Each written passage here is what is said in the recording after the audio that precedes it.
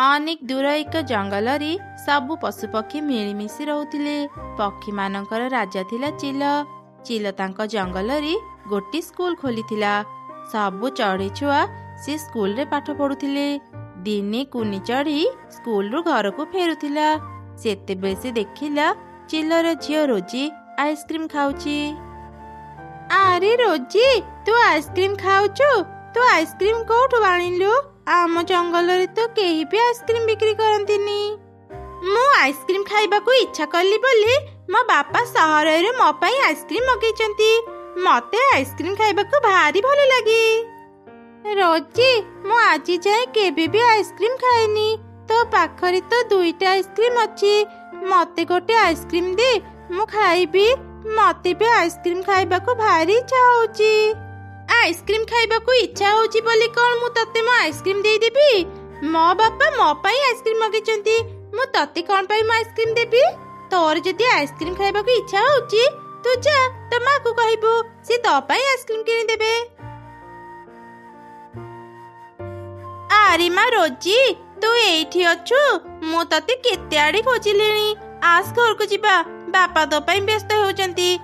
आरे कुनी, तू घर को न जाई एठी कोन करूचु?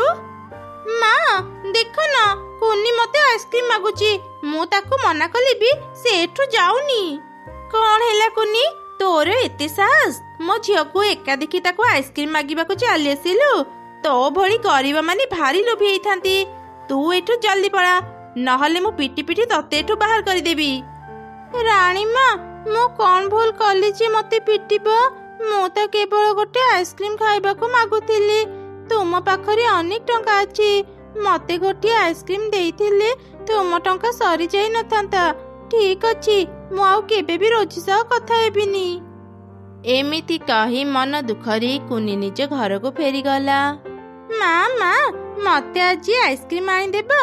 मोर ना आइसक्रीम खाइबा को भारी इच्छा होची। मु आज स्कूल रु फेरिबा समय रे देखिली चिल राजांक झियो रोजी आइसक्रीम खाउथिला। से कहउथिला आइसक्रीम भारी मिठा। मां कुनी, जे जहा खाइला ता देखि जिद करिबा ठीक नुह। आम जंगल रे केही भी आइसक्रीम बनांतिनी। जहाकू भी आइसक्रीम खाइबा को इच्छा हुए से सहर को जाए। सहर एठारू अनेक दूर। सहर को जीवा पाई मु एते टंका कोठु आनिबी कहिलु? तू आउ किछि दिन अपेक्षा कर, मु टंका जमा कले सहर को जाई तो पई आइसक्रीम आनी देबी। ठीक अछि मां, मु आउ केबे भी आइसक्रीम खाइबा को जिद करिबिनी।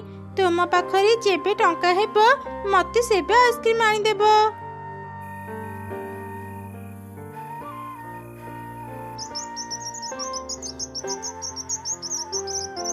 मां कुनी, मो पानी आनिबा को जाउची। तू घर छाड़ी कुआडे भी जीबुनी। मु शीघ्र फेरी आसीबी।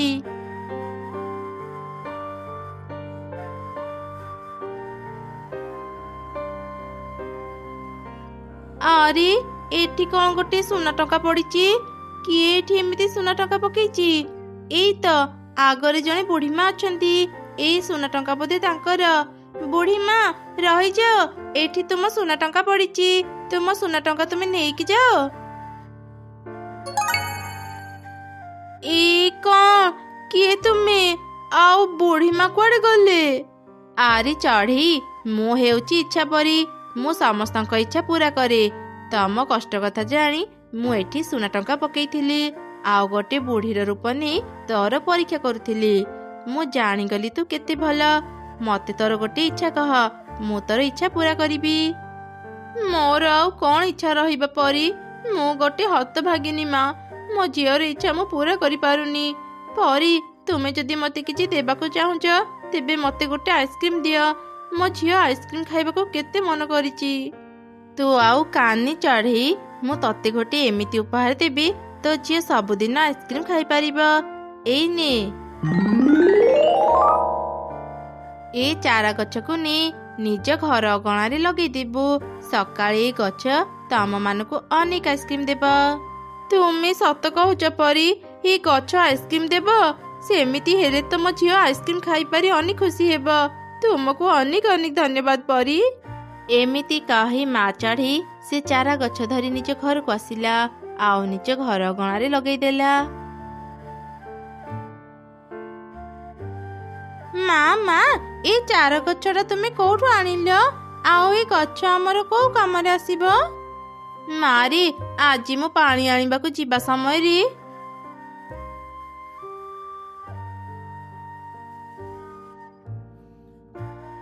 ଏ କଣ କହୁଛ ମା?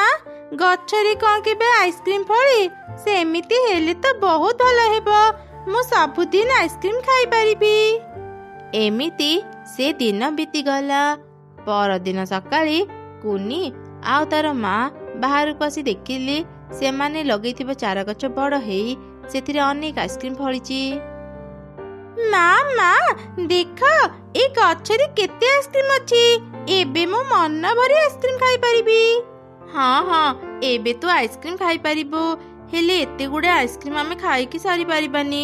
ମୁଁ ଭାବୁଛି କିଛି ଆଇସ୍କ୍ରିମ ନେଇ ବଜାରରେ ବିକ୍ରି କରିବି। ଆମ ଜଙ୍ଗଲରେ ଗୋଟେ ବି ଆଇସ୍କ୍ରିମ ଦୋକାନ ନାହିଁ। ମୁଁ ଆଇସ୍କ୍ରିମ ଦୋକାନ ଦେଲେ ଆମ ସହ ଅନ୍ୟ ସମସ୍ତେ ବି ଆଇସ୍କ୍ରିମ ଖାଇପାରିବେ। ଏମିତି କହି ମା ଚଢ଼େଇ କିଛି ଆଇସ୍କ୍ରିମ ପାଳି ବଜାରକୁ ନେଇ ବିକ୍ରି କଲା। ସେ ଆଇସ୍କ୍ରିମ ଏତେ ମିଠା ଥିଲା ଯେ ସମସ୍ତେ ତା ପାଖରୁ ହିଁ ଆଇସ୍କ୍ରିମ କିଣି ନେଉଥିଲେ। ଆରେ ରିନୁ, ତ ଆଇସ୍କ୍ରିମ ଭାରି ମିଠା। ଏମିତି ଆଇସ୍କ୍ରିମ ଆମେ ଆଗରୁ କେବେ ଖାଇ ନଥିଲୁ। ଆମକୁ ଟିକେ କହ, ତୁ ଏତେ ବଢିଆ ବଢିଆ ଆଇସ୍କ୍ରିମ କେମିତି ବନଉଛୁ? ମା ଚଢ଼େଇ ପରୀର ସବୁ ଘଟଣା ସମସ୍ତଙ୍କୁ କହିଦେଲା। ଧୀରେ ଧୀରେ ଏକଥା ପୁରା ଜଙ୍ଗଲରେ ପ୍ରଚାର ହେଇଗଲା। ମହାରାଜ, ଆପଣ ଶୁଣିଲେ ନା ନାହିଁ? ରିନୁ ଗୋଟେ ପରୀ ପାଖରୁ ଯାଦୁର ଆଇସ୍କ୍ରିମ ଗଛ ପାଇଛି। ସେ ଗଛରେ ସବୁଦିନ ଆଇସ୍କ୍ରିମ ଫଳୁଛି। ସେ ଆଇସ୍କ୍ରିମ ଏତେ ମିଠା ଯେ ସମସ୍ତେ ରିନୁ ପାଖରୁ ହିଁ ଆଇସ୍କ୍ରିମ କିଣୁଛନ୍ତି। ସତରେ ନା କଣ? ତାହେଲେ ତ ଏବେ ହିଁ ଆମେ ରିନୁକୁ ଡାକିବା। ସେ କେମିତି ଆଇସ୍କ୍ରିମ ଗଛ ପାଇଲା ତାଠୁ ଜାଣିବା। ତାପରେ ତୁ ବି ଗୋଟେ ସେମିତି ଆଇସ୍କ୍ରିମ ଗଛ ଆଣିବାକୁ ଚେଷ୍ଟା କରିବୁ। ସିପାହୀ ଯାଅ, ଶୀଘ୍ର ସେ ରିନୁକୁ ଡାକି ଆଣିବ। ସିପାହୀ ମାନେ ଶୀଘ୍ର ଯାଇ ରିନୁକୁ ଧରି ଆଣିଲେ। ରିନୁ ରାଜାଚିଲକୁ ସେ କେମିତି ଆଇସ୍କ୍ରିମ ଗଛ ପାଇଲା ସବୁ ଘଟଣା କହିଲା।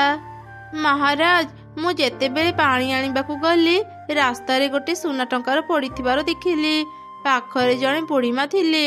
ମୁଁ ତାଙ୍କୁ ସେ ସୁନା ଟଙ୍କା ଫେରେଇବାରୁ ସେ ଖୁସି ହେଇ ମୋତେ ଆଇସ୍କ୍ରିମ ଗଛ ଦେଲେ। ଆଚ୍ଛା, ତୁ ତାହେଲେ ଏମିତି ଆଇସ୍କ୍ରିମ ଗଛ ପାଇଲୁ। ହଉ, ତୁ ଏବେ ଘରକୁ ଯା। ରିନୁର କଥା ଶୁଣି ପରଦିନ ଚିଲର ସ୍ତ୍ରୀ ବି ଆଇସ୍କ୍ରିମ ଗଛ ଲୋଭରେ କଳସୀ ଧରି ପାଣି ଆଣିବାକୁ ଗଲା। ସେଠାରେ ସେ ଦେଖିଲା ରାସ୍ତାରେ ଅନେକ ଗୁଡ଼ିଏ ସୁନା ଟଙ୍କା ପଡ଼ିଛି। ପାଖରେ ଜଣେ ବୁଢ଼ୀମା ବି ଅଛନ୍ତି। ଏ କଣ? ଏଠି ତ ଅନେକ ଗୁଡ଼ିଏ ସୁନା ଟଙ୍କା ପଡ଼ିଛି। ରିନୁ ତ କହୁଥିଲା ସେ ବୁଢ଼ୀମାକୁ ଗୋଟେ ସୁନା ଟଙ୍କା ଦେଲା, ଆଉ ବୁଢ଼ୀମା ତା ବଦଳରେ ତାକୁ ଗୋଟେ ଆଇସ୍କ୍ରିମ ଗଛ ଦେଲେ। ମୁଁ ଗୋଟେ କାମ କରି ମୁଁ ଏ ସବୁ ସୁନା ଟଙ୍କା ମୋ କଳସୀରେ ଲୁଚେଇ ଦିଏ। କେବଳ ଗୋଟିଏ ସୁନା ଟଙ୍କା ବୁଢ଼ୀମାକୁ ଦେଇ ତାଠୁ ଆଇସ୍କ୍ରିମ ଗଛ ନିଏ। ମତେ ଆଇସ୍କ୍ରିମ ଗଛ ସହ ଏତେ ସାରା ସୁନା ଟଙ୍କା ବି ମିଳିଯିବ। ବୁଢ଼ୀମା, ମୋ କଥା ଟିକେ ଶୁଣ। ଏଠି ଗୋଟେ ସୁନା ଟଙ୍କା ପଡ଼ିଛି। ଏଇ ସୁନା ଟଙ୍କା ନିଅ, ଆଉ ରିନୁ ପରି ମତେ ବି ଗୋଟେ ଆଇସ୍କ୍ରିମ ଗଛ ଦିଅ। ଚୁପ୍ କର ଲୋଭୀ ପକ୍ଷୀ। ମୁଁ ଏଠି ଗୋଟିଏ ସୁନା ଟଙ୍କା ରଖିନଥିଲି। ମୁଁ ଏଠି ଅନେକ ଗୁଡ଼ିଏ ସୁନା ଟଙ୍କା ରଖିଥିଲି। ତୁ ମୋର ସବୁ ସୁନା ଟଙ୍କା ଚୋରି କରି ମତେ କେବଳ ଗୋଟେ ସୁନା ଟଙ୍କା ଫେରଉଛୁ। ତୁ ଗୋଟେ ରାଜାର ସ୍ତ୍ରୀ ହେଇବି ନିଜ ଲୋଭ ସମ୍ଭାଳି ପାରିଲୁନି। ଏବେ ତୁ ତ ଲୋଭର ଶାସ୍ତି ପାଇବୁ। ମୁଁ ତତେ ଅଭିଶାପ ଦେଉଛି। ତୋ ସ୍ୱାମୀ ଆଉ ଏ ଜଙ୍ଗଲ ରାଜା ହେଇ ରହିବନି। ତମେ ସମସ୍ତେ ଆଜିଠୁ ଗରିବ ହେଇ ସାଧାରଣ ଜୀବନ ଯାପନ କରିବ। ଏମିତି କହି ପରି ସେଠାରୁ ଚାଲିଗଲା।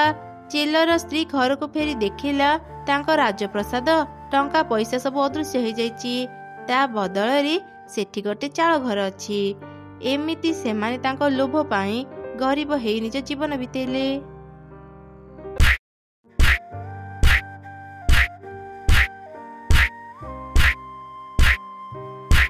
ଆରେ ମା ଗୁଡି, ଏଇ ନେ ଆଇସ୍କ୍ରିମ। ମା, ଏଇ ଦୁଇଟା ଆଇସ୍କ୍ରିମ ମୋ ପାଇଁ। ଗୁଡି, ତା ପାଖରେ ତ ଦୁଇଟା ଆଇସ୍କ୍ରିମ ଅଛି। ମତେ ଗୋଟେ ଆଇସ୍କ୍ରିମ ଦେଇପାରିବୁ? ମତେ ବି ଆଇସ୍କ୍ରିମ ଖାଇବାକୁ ଭାରି ଇଚ୍ଛା ହଉଛି।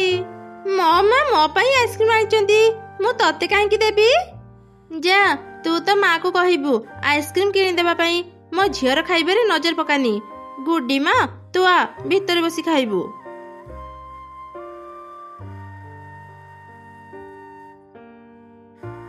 କଣ ହେଲା ରେ ମାରିନି, ତୁ ଏମିତି ମୁହଁ ଶୁଖେଇଛୁ? କିଏ ତତେ କିଛି କହିଲା କି? ମା, ଗୁଡିର ମା ତାକୁ ଆଜି 2ଟି ଆଇସ୍କ୍ରିମ ଦେଲେ। ମୁଁ ତାକୁ ଗୋଟେ ଆଇସ୍କ୍ରିମ ମାଗୁଥିଲି, ଦେଲେ ତ ନାହିଁ, ଓଲଟା ମତେ କେତେ କଥା ଶୁଣେଇ ଦେଲେ। ତୁ ଆଉ ମନ ଦୁଃଖ କରନି ମା, ଯା ହାତ ମୁହଁ ଧୋଇ ହେଇ କିଛି ଖାଇବା ଖାଇନେ। ମା, ମୋ ପାଇଁ ବି ଗୋଟେ ଆଇସ୍କ୍ରିମ କିଣିଦିଅ ନା। ଏବେ ତ ମୋ ପାଖରେ ଟଙ୍କା ନାହିଁ ରେ ମା, ତୁ ଆଉ 2 ଦିନ ଅପେକ୍ଷା କର। ମୁଁ କାଲି ମାଲିକାଣୀଙ୍କ ପାଖରୁ ଦରମା ଟଙ୍କା ଆଣିବି, ସେତେବେଳେ ତୋ ପାଇଁ ଆଇସ୍କ୍ରିମ ବି ଆଣିଦେବି। ପରଦିନ ସକାଳେ ମା ଚଢ଼େଇ ତା ଦରମା ଆଣିବା ପାଇଁ ଗଲା। ଏ କଣ ମାଲିକାଣୀ, ଇଏ ତ ବହୁତ କମ ଟଙ୍କା। ମୁଁ ଗୋଟେ ମାସ ତୁମ ଜମିରେ କାମ କରିଛି, ତା ବଦଳରେ ତୁମେ ମତେ ଏତେ କମ ଟଙ୍କା ଦେଉଛ? କଣ କାମ କରିଛୁ? କେବଳ ଗଛ ଗୁଡାକରେ ଟିକେ ପାଣି ଦେଇଛୁ। ସେତିକି କାମରେ ମୁଁ କଣ ତୋ ନାଁରେ ମୋ ସମ୍ପତ୍ତି ଲେଖିଦେବି? ଯେତିକି ଦେଇଛି ତୋ ପାଇଁ ଯଥେଷ୍ଟ। କାଲିଠୁ ତୁ ଆଉ କାମକୁ ଆସିବୁନି। ଏବେ ତୁ ଯା, ମତେ ଆଉ ବିରକ୍ତ କରନି। ମାଲିକାଣୀ ମତେ କେତେ କମ ଟଙ୍କା ଦେଲେ, ମୋ କାମ ବି ଚାଲିଗଲା। ଝିଅଟା କେତେ ଆଶା କରିଥିଲା ଆଇସ୍କ୍ରିମ ଖାଇବା ପାଇଁ। ମୁଁ ଏବେ ଟଙ୍କାରେ ଘର ପାଇଁ ସଉଦା କିଣିବି ନା ତା ପାଇଁ ଆଇସ୍କ୍ରିମ କିଣିବି? ତାପରେ ମା ଚଢ଼େଇଟି ତା ଝିଅ ପାଇଁ ଗୋଟିଏ ଆଇସ୍କ୍ରିମ କିଣି ଘରକୁ ଗଲା। ମା, ଏ ଆଇସ୍କ୍ରିମ ମୋ ପାଇଁ ଆଣିଛ? ହଁ, ଏ ଆଇସ୍କ୍ରିମ ମୁଁ ତୋ ପାଇଁ ଆଣିଛି। ମା, ମୁଁ ଆଜି ବହୁତ ଖୁସି। ମୁଁ ଯାଉଛି ବାହାରେ ବୁଲି ବୁଲି ଆଇସ୍କ୍ରିମ ଖାଇବି। ତାପରେ ରିନି ତା ଆଇସ୍କ୍ରିମ ଧରି ବାହାରକୁ ଗଲା। ସେ ଏକ ଜାଗାରେ ବସିଲା। ସେ ଆଇସ୍କ୍ରିମ ଖାଇବା ପୂର୍ବରୁ ଏକ ବୁଢୀ ଚଢ଼େଇ ତା ପାଖକୁ ଗଲା ଆଉ କହିଲା, ଆରେ ଝିଅ, ମୁଁ 2 ଦିନ ହେଲାଣି କିଛି ଖାଇନି, ଭାରି ଭୋକ ଲାଗୁଛି, କିଛି ଖାଇବାକୁ ଦେଇପାରିବୁ? ଏଇ ଆଇସ୍କ୍ରିମ ଛଡା ଏବେ ମୋ ପାଖରେ ଆଉ କିଛି ବି ନାହିଁ। ମୋ ମା ଅନେକ କଷ୍ଟ କରି ଏଇ ଆଇସ୍କ୍ରିମ ମୋ ପାଇଁ କିଣିଥିଲେ, କିନ୍ତୁ ବୁଢୀ ମା, ତୁମେ ବି ତ 2 ଦିନ ହେଲାଣି କିଛି ବି ଖାଇନ। ନିଅ, ଏ ଆଇସ୍କ୍ରିମ କୁ ଖାଇନିଅ। ହେଲେ ଝିଅ, ତୁ ତ ପସନ୍ଦର ଆଇସ୍କ୍ରିମ ମତେ ଦେଇ ଦଉଛୁ, ତୋ ମା ଏ କଥା ଜାଣିଲେ ତତେ ରାଗିବେ। ନା ନା, ମୋ ମା ମତେ ଜମା ବି ରାଗିବେନି, ସେ ତ ଆହୁରି ଖୁସି ହେବେ। ମୁଁ ଆଉ ଦିନେ ଆଇସ୍କ୍ରିମ ଖାଇନେବି। ଆଚ୍ଛା ଠିକ ଅଛି। ତାପରେ ସେ ବୁଢୀ ଚଢ଼େଇ ଆଇସ୍କ୍ରିମ ଖାଇଲା। ହଠାତ୍ ସେ ଏକ ସୁନ୍ଦରୀ ପରୀ ହେଇଗଲା। ତୁମେ କିଏ? ତୁମେ କଣ ପରୀ? ହଁ, ମୁଁ ଜଣେ ପରୀ। ତ ଭଲ ଗୁଣ ଦେଖି ମୁଁ ତତେ କିଛି ଉପହାର ଦେବି। କଣ ଉପହାର? ମୋ ସାଙ୍ଗରେ ମୋ ଘରକୁ ଚାଲ, ତୁ ସେଠି ସବୁ ଜାଣିପାରିବୁ। ପରୀ ରିନିକୁ ନେଇ ବାଦଲ ଉପରକୁ ଗଲା। ବାଦଲ ଉପରେ ପରୀର ଘର ଥିଲା। ବା ପରୀ, ତୁମ ଘର ତ ଅନେକ ସୁନ୍ଦର। ସେପଟକୁ ଦେଖେ, ତୋ ପାଇଁ ବି 2ଟି ଘର ଅଛି। ତୁ କୋଉ ଘର ଭିତରକୁ ଯିବୁ କହ? ଆରେ ବା, ଏଠି ତ ସୁନା ଘର ଆଉ ଆଇସ୍କ୍ରିମ ଘର ଅଛି। ମୁଁ କୋଉ ଘର ଭିତରକୁ ଯିବି? ଆଚ୍ଛା, ସେ ଆଇସ୍କ୍ରିମ ଘର ଭିତରେ କଣ ଅଛି? ତୁ ସେ ଘର ଭିତରକୁ ଯା, ସବୁ ଜାଣିପାରିବୁ। ଆରେ ବା, ଏଠି ଏତେ ଆଇସ୍କ୍ରିମ ଅଛି। ଏବେଠୁ ଏ ସବୁ ଆଇସ୍କ୍ରିମ ତୋର, ତୁ ମନ ଭରି ଆଇସ୍କ୍ରିମ ଖା। କଣ ହେଲା ଝିଅ, ତୁ ମନ ଦୁଃଖ କାହିଁକି କରିଛୁ? ମୋର ମା କଥା ବହୁତ ମନେ ପଡୁଛି, ମୁଁ ଏବେ ଘରକୁ ଯିବି। ଆଚ୍ଛା ଠିକ ଅଛି, ଏଇ ଛୋଟ ଆଇସ୍କ୍ରିମ ଘରକୁ ନେ। ତୁ ଯେବେ ବି ଏ ଘର କବାଟରେ ହାତ ଦେବୁ, ଏ ଘର ଭିତରୁ ଅନେକ ଅନେକ ଆଇସ୍କ୍ରିମ ବାହାରିବ। ତୁ ତ ମା ସାଙ୍ଗରେ ମନ ଭରି ଆଇସ୍କ୍ରିମ ଖାଇପାରିବୁ। ଏବେ ଚାଲ, ମୁଁ ତତେ ତା ଘରେ ପହଞ୍ଚେଇ ଦେବି। ପରୀ ରିନିକୁ ନେଇ ତା ଘରେ ପହଞ୍ଚେଇ ଦେଲା। ରିନି ତା ମାକୁ ସବୁ ଘଟଣା କହି ସେ ଆଇସ୍କ୍ରିମ ଘର ଦେଖେଇଲା। ରିନି ଯେମିତି ଆଇସ୍କ୍ରିମ ଘରର କବାଟରେ ହାତ ଦେଲା, କବାଟ ଖୋଲି ଯାଇ ସେଥିରୁ ଅନେକ ଆଇସ୍କ୍ରିମ ବାହାରିଲା। ଆରେ ବା, ଇଏ କି ଚମତ୍କାର! ଏତେ ଗୁଡ଼ିଏ ଆଇସ୍କ୍ରିମ ଆମେ ଖାଇକି ସାରି ପାରିବାନି। ମୁଁ କାଲି କିଛି ଆଇସ୍କ୍ରିମ ବିକିବା ପାଇଁ ନେଇଯିବି। ଆରେ ମା, ତୁ ଯା, ତୋ ସାଙ୍ଗ ଗୁଡିକୁ ବି କିଛି ଆଇସ୍କ୍ରିମ ଦେଇଦେବୁ। ନା, ମୁଁ ଗୁଡିକୁ ଆଇସ୍କ୍ରିମ ଦେବିନି। ସେ ମତେ ଆଇସ୍କ୍ରିମ ଦେଇନଥିଲା, ମୁଁ କାହିଁ ତାକୁ ଆଇସ୍କ୍ରିମ ଦେବି? ଆରେ ମା, ଭଲ ପିଲାମାନେ କାହା ଉପରେ ରାଗ ରଖନ୍ତିନି। ଯା, ଗୁଡିକୁ ଆଇସ୍କ୍ରିମ ଦେଇ ଆସିବୁ। ଗୁଡି, ଏଇ ନେ କିଛି ଆଇସ୍କ୍ରିମ, ମା ପଠେଇଛି। ଆରେ ରିନି, ତୋ ମା ଏତେ ଆଇସ୍କ୍ରିମ କୋଉଠୁ ଆଣିଲା? ରିନି ସେମାନଙ୍କୁ ପରି ଦେଇଥିବା ଆଇସ୍କ୍ରିମ୍ ଘର କଥା କହିଦେଲା। ତାପରେ ସେ ନିଜ ଘରକୁ ଫେରିଗଲା। କେତେ ବୋକା ଝିଅଟା, ସୁନାର ଘର ଛାଡ଼ି ଦେଇ ସେ ଆଇସ୍କ୍ରିମ୍ ଘରକୁ ଆଣିଲା। ମା ଗୁଡି, ତୁ ବି କାଲି ଆଇସ୍କ୍ରିମ୍ ନେଇ ସେ ଜାଗାକୁ ଯା। ପରି ଯେତେବେଳେ ତତେ 2 ଘର ବାଛିବାକୁ କହିବ, ତୁ ସୁନା ଘରକୁ ଯିବୁ, ବୁଝିଲୁ? ହଁ ମା, ମୁଁ ବୁଝିଗଲି। ମୁଁ କାଲି ସେମିତି କରିବି। ଆରେ ଝିଅ, ମତେ ତୁ ଆଇସ୍କ୍ରିମ୍ ଦେଇଦେଲୁ, ତୁ ଆଇସ୍କ୍ରିମ୍ ଖାଇବୁନି? ନା, ମତେ ଏବେ ଆଇସ୍କ୍ରିମ୍ ଖାଇବାକୁ ଇଚ୍ଛା ହଉନି। ମୋ ମା ମୋ ପାଇଁ ଅନେକ ଆଇସ୍କ୍ରିମ୍ ଆଣିଦିଅନ୍ତି। ତୁମେ ଆଇସ୍କ୍ରିମ୍ ଖାଅ। ଆଚ୍ଛା ଠିକ୍ ଅଛି।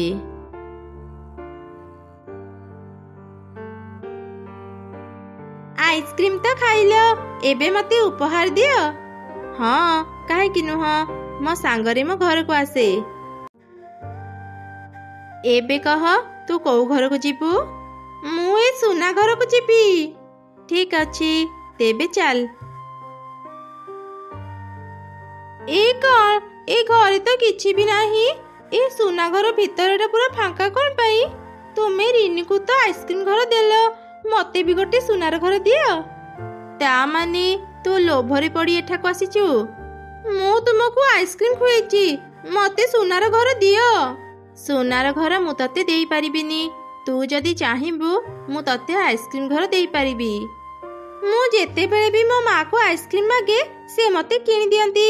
ମୋର ଆଇସ୍କ୍ରିମ୍ ଘର ଦରକାର ନାହିଁ, ମତେ ସୁନାର ଘର ଦିଅ। ତୁ ବହୁତ ଲୋଭୀ ଝିଅ, ତତେ କିଛି ବି ମିଳିବନି। ଏଇ ନେ ତ ଆଇସ୍କ୍ରିମ୍, ତୁ ଖାଲି ହାତରେ ହିଁ ଘରକୁ ଯା। ତାପରେ ପରି ତା ଯାଦୁ ଶକ୍ତିରେ ଗୁଡିକୁ ତା ଘରେ ପହଞ୍ଚେଇ ଦେଲା। ଗୁଡି ତାର ମାକୁ ସବୁ ଘଟଣା କହିଲା। କି ବୋକି ଝିଅଟାରେ ତୁ, ସୁନା ଘର ନହେଲେ ନାଇଁ, ଆଇସ୍କ୍ରିମ୍ ଘର ତ ମିଳୁଥିଲା, ତୁ ତା ନ ଆଣି ଖାଲି ହାତରେ ଚାଲି ଆସିଲୁ। ହେ ଭଗବାନ। ସେପଟେ ରିନି ଆଉ ତାର ମା ଆଇସ୍କ୍ରିମ୍ ଘରୁ ଅନେକ ଆଇସ୍କ୍ରିମ୍ ପାଉଥିଲେ। ସେସବୁ ବିକ୍ରି କରି ଧୀରେ ଧୀରେ ତାଙ୍କର ଖୁବ୍ ଉନ୍ନତି ହେଉଥିଲା। ଗୋଟେ ଜଙ୍ଗଲରେ ଏକ ମା ଚଢ଼େଇ ତାର 2 ଛୁଆଙ୍କ ସହ ରହୁଥିଲା। ସେ ଜଙ୍ଗଲରେ ବୁଲି ବୁଲି ଗଛମାନଙ୍କରୁ ଫଳ ତୋଳି ବଜାରରେ ନେଇ ବିକ୍ରି କରୁଥିଲା। ଯାହା ବି ପାଉଥିଲା ସେଥିରେ ତାର ଘର ଚଳୁଥିଲା। ମା ଚଢ଼େଇର ଘର ପାଖରେ ଗୋଟେ ଦୁଷ୍ଟ କାଉ ରହୁଥିଲା। ମିଟୁ ଥିଲା କାଉର ସାଙ୍ଗ। ସେ 2 ଜଣ ମିଶି ଜଙ୍ଗଲର ଅନ୍ୟ ଚଢ଼େଇମାନଙ୍କୁ ବହୁତ ହଇରାଣ କରୁଥିଲେ। ସେଇ ଜଙ୍ଗଲର ରାଜା ଥିଲା ଗୋଟେ ଚିଲ। ଦିନେ ଚିଲର ଛୁଆ ବାହାରେ ଛିଡ଼ା ହେଇ ଆଇସ୍କ୍ରିମ୍ ଖାଉଥିଲା। ସେତେବେଳେ ସେ ରାସ୍ତା ଦେଇ ଚଢ଼େଇର 2 ଛୁଆ ଯାଉଥିଲେ। ଚିଲର ଛୁଆକୁ ଆଇସ୍କ୍ରିମ୍ ଖାଉଥିବାର ଦେଖି ସେମାନେ ତା ପାଖକୁ ଗଲେ। ଚିଲ ରାଜକୁମାର, ତୁମେ ଏଇଟା କ'ଣ ଖାଉଛ? ତତେ କ'ଣ ଦେଖାଯାଉନି? ମୁଁ ଆଇସ୍କ୍ରିମ୍ ଖାଉଛି। ଆଇସ୍କ୍ରିମ୍ କ'ଣ ମିଠା ଲାଗେ? ହଁ, ଆଇସ୍କ୍ରିମ୍ ବହୁତ ମିଠା ଲାଗେ। ମୋ ବାପା ମୋ ପାଇଁ ବହୁତ ଆଇସ୍କ୍ରିମ୍ ଆଣିଛନ୍ତି। ମୁଁ ଘରକୁ ଗଲେ ଆହୁରି ଆଇସ୍କ୍ରିମ୍ ଖାଇବି। ଚିଲ ଛୁଆର କଥା ଶୁଣି ଚଢ଼େଇର 2 ଛୁଆଙ୍କୁ ବି ଆଇସ୍କ୍ରିମ୍ ଖାଇବାକୁ ଇଚ୍ଛା ହେଲା। ଗୋଟେ ଛୁଆ ତାକୁ କହିଲା, ଚିଲ ରାଜକୁମାର, ତୁମ ଘରେ ତ ଆହୁରି ଆଇସ୍କ୍ରିମ୍ ଅଛି। ଆମକୁ ତୁମର ଏ ଆଇସ୍କ୍ରିମ୍ଟା ଦିଅ, ଆମେ 2 ଜଣ ମିଶି ଖାଇବୁ। ହଁ ଚିଲ ରାଜକୁମାର, ଆମକୁ ତୁମର ଏ ଆଇସ୍କ୍ରିମ୍ଟା ଦିଅ ନା, ଆଇସ୍କ୍ରିମ୍ ଖାଇବା ପାଇଁ ଭାରି ଇଚ୍ଛା ହେଉଛି। ନା ନା, ମୋ ଆଇସ୍କ୍ରିମ୍ ତମମାନଙ୍କୁ ଦେବିନି। ଯାଅ, ନିଜେ କିଣିକି ଖାଇବ। ଆମ ପାଖରେ ଟଙ୍କା ନାହିଁ, ସେଥିପାଇଁ ତ ତମକୁ ମାଗୁଛୁ। ଚୁପ୍ କର ତମେ 2 ଜଣ, ମୁଁ କାହାକୁ ବି ମୋ ଆଇସ୍କ୍ରିମ୍ ଦେବିନି। ଶୀଘ୍ର ଏଠାରୁ ଚାଲିଯାଅ, ନହେଲେ ମୁଁ ମୋ ବାପାଙ୍କର ସିପାହୀଙ୍କୁ ଡାକିବି। ଚିଲ ଛୁଆର କଥା ଶୁଣି ମନ ଦୁଃଖରେ ଚଢ଼େଇର 2 ଛୁଆ ଘରକୁ ଫେରି ଆସିଲେ। ସେମାନେ କାନ୍ଦି କାନ୍ଦି ତାଙ୍କ ମାକୁ କହିଲେ, ମା, ଆମେ ଆଇସ୍କ୍ରିମ୍ ଖାଇବୁ, ଆମକୁ ଟଙ୍କା ଦିଅ। ତମେ 2 ଜଣ ତ ଜାଣିଛ, ମୁଁ ଜଙ୍ଗଲରେ ବୁଲି ବୁଲି ଫଳ ତୋଳେ, ଆଉ ସେ ଫଳ ବିକ୍ରି କରି ଘର ଚଳାଏ। ଆଇସ୍କ୍ରିମ୍ କିଣିବା ପାଇଁ ମୋ ପାଖରେ ଟଙ୍କା ନାହିଁ ରେ। ଏତେ କଥା ଆମେ ଜାଣିନୁ, ଆମକୁ ଟଙ୍କା ଦିଅ, ଆମେ ଆଇସ୍କ୍ରିମ୍ ଖାଇବୁ, ନହେଲେ ଆମେ କିଛି ବି ଖାଇବୁନି। ନ ଖାଇଲେ ତମମାନଙ୍କ ଦେହ ଅସୁସ୍ଥ ହେଇଯିବ। ଆଚ୍ଛା ଠିକ୍ ଅଛି, କାଲି ସକାଳେ ମୁଁ ଫଳ ବିକ୍ରି କଲା ପରେ ଯାହା ବି ଟଙ୍କା ପାଇବି, ତମ 2 ଜଣଙ୍କ ପାଇଁ ଆଇସ୍କ୍ରିମ୍ ଆଣିଦେବି, ହେଲା? ଆଚ୍ଛା ଠିକ୍ ଅଛି ମା। ସକାଳ ହେଲା ପରେ ଚଢ଼େଇ ତା ଝୁଡ଼ି ଧରି ଫଳ ତୋଳିବା ପାଇଁ ଚାଲିଗଲା। କିଛି ଦୂର ଗଲା ପରେ ସେ ଦେଖିଲା ରାସ୍ତାରେ ଗୋଟେ 500 ଟଙ୍କିଆ ନୋଟ୍ ପଡ଼ିଛି। ଆରେ, ଏ ଟଙ୍କାଟା କାହାର? ଏଠି ଏମିତି ପଡ଼ିଛି। ଚଢ଼େଇ ଚାରିଆଡ଼େ ଦେଖିଲା। ହଠାତ୍ ତାର ନଜର ଗଛ ମୂଳରେ ଛିଡ଼ା ହେଇଥିବା ଏକ କୋଇଲି ଉପରେ ପଡ଼ିଲା। ଚଢ଼େଇ ସେ ଟଙ୍କା ଧରି କୋଇଲି ପାଖକୁ ଗଲା। କୋଇଲି ଭଉଣୀ, ମୁଁ ରାସ୍ତାରେ ଯିବା ସମୟରେ ଏ 500 ଟଙ୍କିଆ ନୋଟକୁ ପଡ଼ିଥିବାର ଦେଖିଲି। ହୁଏତ କାହା ପାଖରୁ ଖସି ପଡ଼ିଥିବ। ତମକୁ ଏ ଗଛ ମୂଳରେ ଛିଡ଼ା ହେଇଥିବାର ଦେଖି ମୁଁ ଚାଲି ଆସିଲି। କ'ଣ ଏ ଟଙ୍କା ତମର? ହଁ, ଏ ଟଙ୍କା ମୋର। ଚଢ଼େଇ, ତୁ ବହୁତ ଭଲ। ତୋ ମନରେ ଟିକେ ବି ଲୋଭ ନାହିଁ। ପ୍ରକୃତରେ ମୁଁ କୋଇଲି ନୁହଁ, ମୁଁ ଜଣେ ପରୀ। ଏମିତି କହି ପରୀ ନିଜ ରୂପକୁ ଚାଲି ଆସିଲା। ପ୍ରତିବର୍ଷ କିଛି ଦିନ ପାଇଁ ମୁଁ ଏ ଜଙ୍ଗଲକୁ ଆସେ। ମୁଁ ଭଲ ଚଢ଼େଇମାନଙ୍କୁ ସାହାଯ୍ୟ କରିବା ପାଇଁ ଚାହେଁ। କିଏ ଭଲ କିଏ ଖରାପ ଜାଣିବା ପାଇଁ ମୁଁ ଏଠି ଟଙ୍କା ପକାଇ ଦେଇଥାଏ। ଚଢ଼େଇ, ତୁ ଆଜି ମୋ ପରୀକ୍ଷାରେ ପାସ୍ ହେଇଛୁ। କହ ଚଢ଼େଇ, ତତେ କ'ଣ ଦରକାର? ମୋର ସେମିତି କିଛି ଦରକାର ନାହିଁ, ହେଲେ ମୋ ଛୁଆମାନେ ଆଇସ୍କ୍ରିମ୍ ଖାଇବାକୁ କାନ୍ଦୁଛନ୍ତି। ମୋ ପାଖରେ ଆଇସ୍କ୍ରିମ୍ କିଣିବାକୁ ଟଙ୍କା ବି ନାହିଁ। ମୋ ଛୁଆମାନଙ୍କ ପାଇଁ ମୋତେ କିଛି ଆଇସ୍କ୍ରିମ୍ ଦିଅ। ତୁ ଚାହିଁଥିଲେ ମୋତେ ସୁନା ଟଙ୍କା ମାଗି ପାରିଥାନ୍ତୁ, ହେଲେ ତୁ ମୋତେ ଏସବୁ ନ ମାଗି ଆଇସ୍କ୍ରିମ୍ ମାଗିଲୁ। ଆଚ୍ଛା ଠିକ୍ ଅଛି, ମୁଁ ତତେ ଗୋଟେ ଆଇସ୍କ୍ରିମ୍ ଗଛ ଦେଉଛି। ଏଇ ଗଛକୁ ନେଇ ତୁ ମାଟିରେ ପୋତି ଦେ। ସକାଳେ ଏ ଗଛରେ ବହୁତ ଆଇସ୍କ୍ରିମ୍ ଫଳିବ। ତାପରେ ପରୀ ଚଢ଼େଇକୁ ଯାଦୁର ଆଇସ୍କ୍ରିମ୍ ଗଛ ଦେଲା। ଚଢ଼େଇ ପରୀକୁ ଧନ୍ୟବାଦ ଜଣେଇ ଗଛକୁ ଧରି ନିଜ ଘରକୁ ଫେରି ଆସିଲା। ସେ ତାର 2 ଛୁଆଙ୍କୁ ସବୁ କଥା କହିଲା। ତାପରେ ସେମାନେ ସେ ଛୋଟ ଆଇସ୍କ୍ରିମ୍ ଗଛକୁ ନିଜ ଜମିରେ ନେଇ ପୋତି ଦେଲେ। ପରଦିନ ସେମାନେ ନିଜ ଜମିକୁ ଆସି ଦେଖିଲେ ତାଙ୍କ ଜମିରେ ଥିବା ସେ ଛୋଟ ଗଛଟି ବଡ଼ ହେଇଯାଇଛି, ଆଉ ସେଥିରେ ଅନେକ ଆଇସ୍କ୍ରିମ୍ ଫଳିଛି। ମା, ଦେଖ କେତେ ଆଇସ୍କ୍ରିମ୍ ଅଛି ଗଛରେ। ଆମକୁ କିଛି ଆଇସ୍କ୍ରିମ୍ ଦିଅ ନା। ମା ଚଢ଼େଇଟି 2ଟି ଆଇସ୍କ୍ରିମ୍ ତୋଳି ଛୁଆଙ୍କୁ ଦେଲା। ଛୁଆମାନେ ଖୁସିରେ ସେ ଆଇସ୍କ୍ରିମ୍ ଖାଇ ଘରକୁ ଚାଲିଗଲେ। କିଛି ସମୟ ପରେ ସେ ରାସ୍ତା ଦେଇ ଦୁଷ୍ଟ କାଉ ଯାଉଥିଲା। ତାର ନଜର ସେ ଆଇସ୍କ୍ରିମ୍ ଗଛ ଉପରେ ପଡ଼ିଲା। ଏ କ'ଣ ଆଇସ୍କ୍ରିମ୍ ଗଛ? ଗଛରେ କ'ଣ ଆଇସ୍କ୍ରିମ୍ ଫଳେ? ଏ କେମିତି ସମ୍ଭବ? ଏ ଜମି ତ ଚଢ଼େଇର। ଯାଏ, ତାକୁ ହିଁ ଏ ବିଷୟରେ ପଚାରିବି। ଏମିତି ଚିନ୍ତା କରି କାଉ ଗଲା ଚଢ଼େଇର ଘରକୁ। ସେ ଚଢ଼େଇକୁ ପଚାରିଲା, ଆରେ ଚଢ଼େଇ, ମୁଁ ତ ଜମିରେ ଗୋଟେ ଆଇସ୍କ୍ରିମ୍ ଗଛ ଦେଖିଲି। ଏଇଟା କେମିତି ସମ୍ଭବ? ଚଢ଼େଇ କାଉକୁ ସବୁ ଘଟଣା କହିଲା। କାଉ ମନରେ ଚିନ୍ତା କଲା, ଏ ଚଢ଼େଇ ଯାହା କହୁଛି ତା କ'ଣ ସତ? ମୁଁ ସେ ଜାଗାକୁ ଯାଇ ଦେଖେ। ମୁଁ ମିଟୁକୁ ବି ମୋ ସାଙ୍ଗରେ ନେଇଯିବି। ଆଚ୍ଛା ଚଢ଼େଇ, ମୁଁ ଏବେ ଯାଉଛି, ମୋର ବହୁତ କାମ ଅଛି। ଏମିତି କହି କାଉ ଗଲା ସିଧା ମିଟୁ ପାଖକୁ। ମିଟୁକୁ ବି ସେ ସବୁ ଘଟଣା କହିଲା। ଏ କ'ଣ କହୁଛୁ କାଉ? ଚଢ଼େଇର ଜମିରେ ଆଇସ୍କ୍ରିମ୍ ଗଛ ଅଛି? ହଁ ମିଟୁ, ତୁ ଠିକ୍ ଶୁଣିଲୁ। ଚାଲ, ଏବେ ହିଁ ଆମେ ସେ ଜାଗାକୁ ଯିବା, ଆଉ ସେ ପରୀ ପାଖରୁ ଏକ ଆଇସ୍କ୍ରିମ୍ ଗଛ ଆଣିବା। ତାପରେ ମିଟୁ ଆଉ କାଉ ସେ ଜାଗାକୁ ଗଲେ। କିଛି ଦୂର ଗଲା ପରେ ସେମାନେ ସେଠି ଗୋଟେ 1000 ଟଙ୍କିଆ ନୋଟ୍ ପଡ଼ିଥିବାର ଦେଖିଲେ। ଆରେ ମିଟୁ, ଦେଖେ, ଏ ମାଟି ଉପରେ 1000 ଟଙ୍କିଆ ନୋଟ୍ ପଡ଼ିଛି। ସେପଟକୁ ଦେଖେ, ସେଠି ଗୋଟେ କୋଇଲି ବି ଛିଡ଼ା ହେଇଛି। ହଁ କାଉ, ଲାଗୁଛି ସେ ଚଢ଼େଇ ଠିକ୍ କହୁଥିଲା। ହେଲେ ମିଟୁ, ଚଢ଼େଇ ତ କହୁଥିଲା ସେ 500 ଟଙ୍କିଆ ନୋଟ୍ ପାଇଥିଲା। ଏଠି ତ 1000 ଟଙ୍କିଆ ନୋଟ୍ ପଡ଼ିଛି। ଏବେ କ'ଣ ମୋତେ ସେ କୋଇଲି ଆଇସ୍କ୍ରିମ୍ ଗଛ ଦେବ? ମୁଁ ଗୋଟେ କାମ କରେ, ମୋ ପାଖରେ 500 ଟଙ୍କିଆ ନୋଟ୍ ଅଛି। ମୁଁ 1000 ଟଙ୍କିଆ ନୋଟ୍କୁ ମୋ ପାଖରେ ରଖି 500 ଟଙ୍କିଆ ନୋଟ୍କୁ ନେଇ ସେ କୋଇଲି ପାଖକୁ ଯାଏ। ହେଲେ କାଉ, ଏମିତି କରିବା କ'ଣ ଠିକ୍ ହବ? ଚୁପ୍ କର ମିଟୁ, ବେଶୀ କଥା କହନି। ତୋଠୁ ବେଶୀ ବୁଦ୍ଧି ମୋର ଅଛି। ତୁ ଏଠି ଛିଡ଼ା ହେଇଥା, ମୁଁ ଯାଉଛି ସେ କୋଇଲି ପାଖରୁ ଗୋଟେ ଆଇସ୍କ୍ରିମ୍ ଗଛ ଆଣିବି। ଏମିତି କହି କାଉ 1000 ଟଙ୍କିଆ ନୋଟ୍କୁ ନିଜ ପାଖରେ ରଖିଦେଲା, ଆଉ ନିଜ ପାଖରୁ 500 ଟଙ୍କିଆ ନୋଟ୍କୁ କାଢ଼ି ତାକୁ ଧରି କୋଇଲି ପାଖକୁ ଗଲା। ଆରେ କୋଇଲି, ଏ 500 ଟଙ୍କିଆ ନୋଟ୍ ତୋର କି? ମୁଁ ରାସ୍ତାରେ ନୋଟ୍ ପାଇଲି। ନେ, ତୋ ଟଙ୍କା ନେ, ଆଉ ଚଢ଼େଇକୁ ଯେମିତି ଗୋଟେ ଆଇସ୍କ୍ରିମ୍ ଗଛ ଦେଇଛୁ, ମୋତେ ବି ସେମିତି ଗୋଟେ ଆଇସ୍କ୍ରିମ୍ ଗଛ ଦେ। ଆରେ କାଉ, ତୁ ତ ବହୁତ ଲୋଭୀ। ମୁଁ ରାସ୍ତାରେ 1000 ଟଙ୍କିଆ ନୋଟ୍ ପକେଇଥିଲି। ତୁ କ'ଣ 500 ଟଙ୍କା ନୋଟ୍ ଦେଉଛୁ? ମିଛ କାହିଁକି କହୁଛୁ? ମୁଁ ମିଛ କହୁନି। ଶୀଘ୍ର ତ ଟଙ୍କା ନେଇ ମୋତେ ଯାଦୁର ଗଛ ଦେ। ତୁ ଜାଣିନୁ କୋଇଲି, ମୁଁ କେତେ ଦୁଷ୍ଟ କାଉ। ତୁ ଯଦି ଶୀଘ୍ର ମୋତେ ଯାଦୁର ଗଛ ନ ଦେବୁ, ମୁଁ ତତେ ଏଠି ବାନ୍ଧିକି ପିଟିବି। କାଉର କଥା ଶୁଣି ପରୀ ନିଜ ରୂପକୁ ଚାଲି ଆସିଲା। ପରୀକୁ ଦେଖି କାଉ ଖୁବ୍ ଡରିଗଲା। ଆରେ ଦୁଷ୍ଟ କାଉ, ତ ଅହଙ୍କାର ଆଉ ତ ଖରାପ ବ୍ୟବହାର ପାଇଁ ଏବେ ମୁଁ ତତେ ଶାସ୍ତି ଦେବି। ପରି ନିଜ ଯାଦୁ ଶକ୍ତିରେ କାଉର ଦେହକୁ ବରଫ କରିଦେଲା। କାଉ ଟିକେ ବି ହଲି ପାରିଲାନି। ଆରେ ଏ କ'ଣ, ମୁଁ କାହିଁକି ଟିକେ ବି ହଲି ପାରୁନି? ବଞ୍ଚାଅ, ମତେ କେହି ବଞ୍ଚାଅ। ଏସବୁ ଘଟଣା ଦୂରରୁ ମିଟୁ ଦେଖୁଥିଲା। ସେ ଶୀଘ୍ର ଚଢ଼େଇ ପାଖକୁ ଗଲା ଆଉ ତାକୁ ସବୁ ଘଟଣା କହିଲା। ତାପରେ ଚଢ଼େଇ ଆଉ ମିଟୁ ପରି ପାଖକୁ ଆସିଲେ। ପରି, ମୁଁ ଜାଣିଛି ଏ କାଉ ବହୁତ ଦୁଷ୍ଟ, ହେଲେ ଘରେ ତାର ସ୍ତ୍ରୀ ଛୁଆ ଅଛନ୍ତି। କାଉର କିଛି ହେଇଗଲେ ସେମାନଙ୍କର କ'ଣ ହେବ? ଏଇ ଥରକ ତାକୁ କ୍ଷମା କରି ଛାଡ଼ି ଦିଅନ୍ତୁ। ଠିକ୍ ଅଛି ଚଢ଼େଇ, ଆଜି ତୋ ପାଇଁ ମୁଁ ଏ କାଉକୁ ଛାଡ଼ି ଦେଉଛି। ହେଲେ ଆଉ ଦିନେ ଯଦି ମୁଁ ତାକୁ କାହା ସହ ଖରାପ ବ୍ୟବହାର କରିବାର ଦେଖିବି, ମୁଁ ତାକୁ ଶାସ୍ତି ଦେବି। ନା ନା ପରି, ମୋ ଭୁଲ ମୁଁ ବୁଝିପାରିଲି। ଦୟାକରି ମୋତେ ଛାଡ଼ି ଦିଅ। ମୁଁ ଆଉ କେବେ ବି ଲୋଭ କରିବିନି କି କାହା ସହ ଖରାପ ବ୍ୟବହାର ବି କରିବିନି।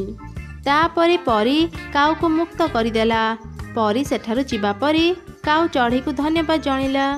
ଚଢ଼େଇ, ତତେ ବହୁତ ଧନ୍ୟବାଦ। ତୋ ପାଇଁ ଆଜି ମୋ ଜୀବନ ବଞ୍ଚିଗଲା। କାଉ, ତୁ ମିଟୁକୁ ଧନ୍ୟବାଦ କହ। ସେ ଯଦି ମୋ ପାଖକୁ ଆସିନଥାନ୍ତା, ମୁଁ ତୋ ବିଷୟରେ ଜାଣିପାରିନଥାନ୍ତି। ମିଟୁ ଭାଇରେ, ତୁ ମୋର କେତେ ଭଲ ସାଙ୍ଗ। ମୋ ବ୍ୟବହାର ପାଇଁ ମୋତେ କ୍ଷମା କରିଦେ। ମୁଁ ମୋ ଲୋଭର ଶାସ୍ତି ପାଇଗଲି। ଆଜିଠୁ ମୁଁ ଆଉ କାହା ସହ ବି ଖରାପ ବ୍ୟବହାର କରିବିନି। ଚାଲ ଏବେ ଘରକୁ ଯିବା। ଜଙ୍ଗଲରେ ଥିବା ନଦୀ ପାଖରେ ଏକ ଛୋଟ ଗୁମ୍ଫା ଥିଲା। ସେ ଗୁମ୍ଫା ଭିତରେ ଏକ ଗଛ ଥିଲା, ଯୋଉ ଗଛରେ ଲାଲ ରଙ୍ଗର ଫଳ ଫଳିଥିଲା। ସେଇ ଲାଲ ଫଳ ଏତେ ମିଠା ଥିଲା ଯେ ଜଙ୍ଗଲର ସବୁ ଚଢ଼େଇ ସେ ଫଳ ଖାଇବାକୁ ଭାରି ଭଲ ପାଉଥିଲେ। ହେଲେ ସେ ଗୁମ୍ଫା ଭିତରୁ ଲାଲ ଫଳ ଆଣିବା ଏତେ ସହଜ ନଥିଲା, କାରଣ ସେ ଗୁମ୍ଫାରେ ରହୁଥିଲା ଗୋଟେ କୁମ୍ଭୀର। କୁମ୍ଭୀର ଯେତେବେଳେ ଗୁମ୍ଫାରେ ନଥାଏ, କିଛି ଚଢ଼େଇ ସେ ଗୁମ୍ଫାରୁ ଲାଲ ଫଳ ଆଣି ବଜାରରେ ବିକ୍ରି କରନ୍ତି। କିନ୍ତୁ ଯଦି କିଏ କୁମ୍ଭୀର ହାବୁଡ଼ରେ ପଡ଼ିଯାଏ, କୁମ୍ଭୀର ତାକୁ ମାରିଦିଏ। ସେଥିପାଇଁ ଭୟରେ ଚଢ଼େଇମାନେ ସେ ଗୁମ୍ଫା ପାଖକୁ ବି ଯାଆନ୍ତିନି। ମା କୁନି, ତୁ ତ ସାନ ଭାଇର ଧ୍ୟାନ ରଖିବୁ। ମୁଁ ଏବେ କାମକୁ ଯାଉଛି। ତମେ ଦୁଇଜଣ ଖେଳିବା ପାଇଁ ବେଶୀ ଦୂରକୁ ଯିବନି। ହଁ ମା, ମୁଁ ବୁଝିଗଲି। ତୁମେ ଜମା ବି ଚିନ୍ତା କରନି। ମୁଁ ଭାଇ ପାଖରେ ହିଁ ଥିବି, ତାକୁ ଏକୁଟିଆ ଛାଡ଼ିବିନି। ତେବେ ଠିକ୍ ଅଛି, ମୁଁ ଏବେ ଯାଉଛି। ତମେ ଦୁଇଜଣ ଯଦି ଦୁଷ୍ଟ ନ ହେଇ ଭଲରେ ଘରେ ଖେଳୁଥିବ, ମୁଁ ଫେରିବା ସମୟରେ ତମ ଦିଜଣଙ୍କ ପାଇଁ ଚକୋଲେଟ ଆଣିଦେବି।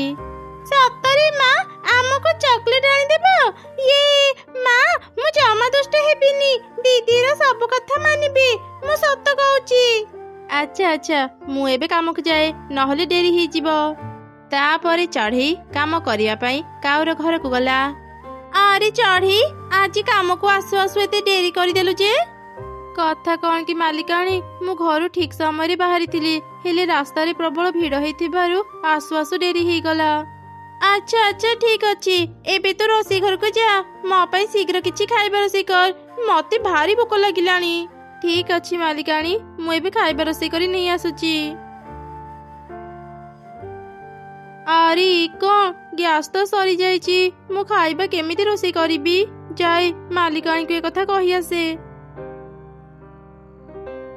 କିରେ ଚଢ଼େଇ, ତତେ କହିଥିଲି ନା ଖାଇବା ରୋଷେଇ କର, ତା ନ କରି ତୁ କ'ଣ ପାଇଁ ଏଠାକୁ ଆସିଲୁ? କରିଥାନ୍ତି ଯେ ମାଲିକାଣୀ, ହେଲେ ଗ୍ୟାସ୍ ସରିଯାଇଛି।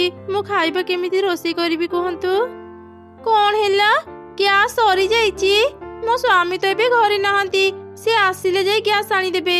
ଆଚ୍ଛା ହଉ ଚଢ଼େଇ, ଖାଇବା ନହେଲେ ନାହିଁ। ଗଲୁ ଗଲୁ ବଜାରରୁ ମୋ ପାଇଁ ସେ ଲାଲ ଫଳ ନେଇ ଆସିବୁ। ମୁଁ ଶୁଣିଥିଲି ସେ ଲାଲ ଫଳ ଭାରି ସ୍ୱାଦିଷ୍ଟ। ଥରେ ଫଳ ଖାଇଲେ 4 ରୁ 5 ଦିନ ଆଉ ଭୋକ ଲାଗେନି। ହଁ ମାଲିକାଣୀ, ମୁଁ ବି ସେ ଲାଲ ଫଳ ବିଷୟରେ ଶୁଣିଥିଲି। ସେ ଲାଲ ଫଳ ସହଜରେ ନ ମିଳିବା ଯୋଗୁଁ ତାର ଦାମ ବହୁତ ହେଇଥାଏ। ସେ ଲାଲ ଫଳ ଯେତେ ଦାମ ନେଉ ପଛେ, ତୁ ମତେ ଆଜି ସେ ଲାଲ ଫଳ ଆଣିଦେ। ଚାଲେ, ମୁଁ ବି ତ ସାଙ୍ଗରେ ବଜାରକୁ ଯିବି। ତାପରେ ଚଢ଼େଇ ଆଉ କାଉ ବଜାରକୁ ଲାଲ ଫଳ ଆଣିବା ପାଇଁ ଗଲେ। ହେଲେ ସେଦିନ ସେମାନେ କାହା ପାଖରେ ବି ଲାଲ ଫଳ ପାଇଲେନି। ଆରେ ଚଢ଼େଇ, ଏବେ କ'ଣ କରିବା? ଆଜି କୋଉଠି ବି ସେ ଲାଲ ଫଳ ମିଳିଲାନି। ମୋର ଆଜି ସେ ଲାଲ ଫଳ ଖାଇବାକୁ ଭାରି ଇଚ୍ଛା ହଉଛି। ଚଢ଼େଇ, ତୁ ଯା ସେ ଗୁମ୍ଫା ଭିତରୁ ମତେ ଲାଲ ଫଳ ଆଣିଦେବୁ। କିନ୍ତୁ ମାଲିକାଣୀ, ସେ ଗୁମ୍ଫା ଭିତରେ ଗୋଟେ କୁମ୍ଭୀର ରୁହେ। ମୁଁ ଯଦି ସେ ଗୁମ୍ଫା ଭିତରକୁ ଯିବି, ସେ ମତେ ମାରିଦେବ। ଆରେ ତୁ ଡରନି, ମୁଁ ବି ତ ସାଙ୍ଗରେ ଥିବି। ମୁଁ ଜାଣେ ଏଇଟା କୁମ୍ଭୀରର ପାଣି ପିଇବା ସମୟ। ସେ ତା ଗୁମ୍ଫାରେ ନଥିବ। ତୁ ଯା, ଗୁମ୍ଫା ଭିତରୁ ଲାଲ ଫଳ ନେଇ ଆସିବୁ। ମୁଁ ବାହାରେ ଜଗିଥିବି। ଯେମିତି କୁମ୍ଭୀର ଆସିବ ତତେ କହିଦେବି। ନା ନା ମାଲିକାଣୀ, ମୁଁ ସେ ଗୁମ୍ଫା ଭିତରକୁ ଯିବିନି। କୁମ୍ଭୀର କେତେବେଳେ ବି ଚାଲି ଆସିବ। ତତେ କହିଲି ନା ଚଢ଼େଇ, ଲାଲ ଫଳ ଆଣିବୁ ଯା। ଯଦି ନ ଆଣିବୁ କାଲିଠୁ ଆଉ କାମକୁ ଆସିବୁନି। ଏମିତି ଶୁଣି ଚଢ଼େଇ ବାଧ୍ୟ ହେଇ ଗୁମ୍ଫା ଭିତରକୁ ଗଲା। ଠିକ୍ ସେହି ସମୟରେ କୁମ୍ଭୀର ସେଠାକୁ ଚାଲି ଆସିଲା। କାଉ କିଛି କହିବା ପୂର୍ବରୁ କୁମ୍ଭୀର ତା ଗୁମ୍ଫା ଭିତରକୁ ଚାଲିଗଲା। ସେ ଯେମିତି ତା ଗୁମ୍ଫା ଭିତରେ ଚଢ଼େଇକୁ ଦେଖିଲା, ରାଗରେ ସେ ଚଢ଼େଇକୁ ମାରି ତାକୁ ଗୁମ୍ଫା ବାହାରେ ପକେଇଦେଲା। ଏସବୁ ଦେଖି କାଉ ଭୟରେ ତା ଘରକୁ ଚାଲିଗଲା। କଣ ହେଲା ତୋର? ତୁ ଏମିତି ଧଇଁସଇଁ କାହିଁକି ହଉଛୁ? ତମେ ଘରକୁ ଆସିଗଲ। ସେପଟେ ବହୁତ ବଡ ଗୋଟେ ଅଘଟଣ ଘଟିଗଲା।